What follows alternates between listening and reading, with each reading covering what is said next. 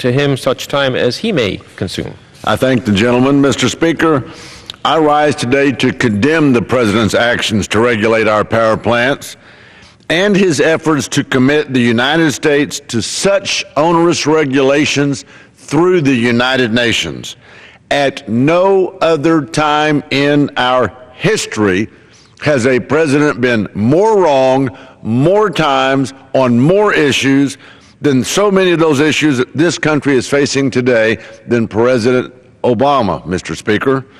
At a time when our country is being attacked from inside our borders and radical Islamists are gaining ground all over the world, this administration is obsessed with climate change, and he refuses to admit that radical Islam is our enemy.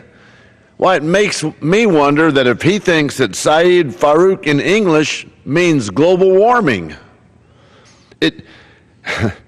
It's clear that he's intent on regulating our nation's economy and hurting its citizens instead of focusing on the immediate threat. You can't make this stuff up, Mr. Speaker. I guess you could say the threat he should be focused on is global swarming. He just doesn't seem to get it, Mr. Speaker. The fact is, the sad fact, Mr. Speaker, is that even if every country abided by its greenhouse gas emissions reductions commitments, temperatures would continue increasing 2.7 to 3.7 degrees Celsius. Without these reductions, reductions, temperatures would increase 3.0 to 4.0 degrees Celsius. The difference is minuscule. Mr. Speaker, there are no positive economic or environmental benefits to the President's unlawful regulatory actions.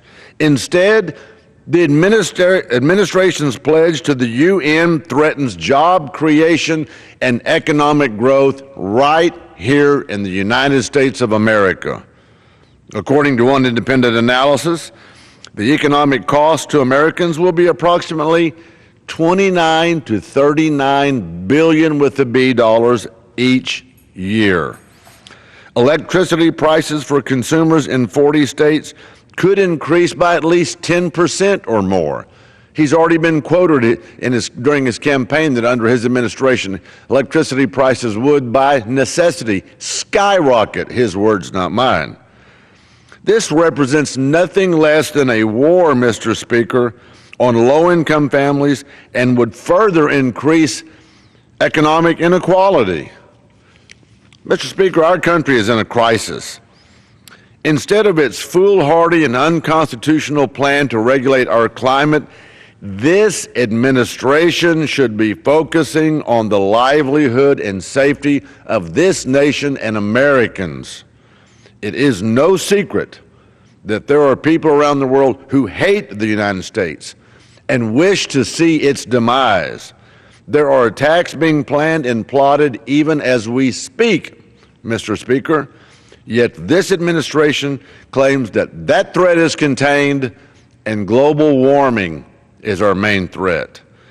Tell that to the 14 families of the 14 people who were tragically murdered while celebrating Christmas in San Bernardino.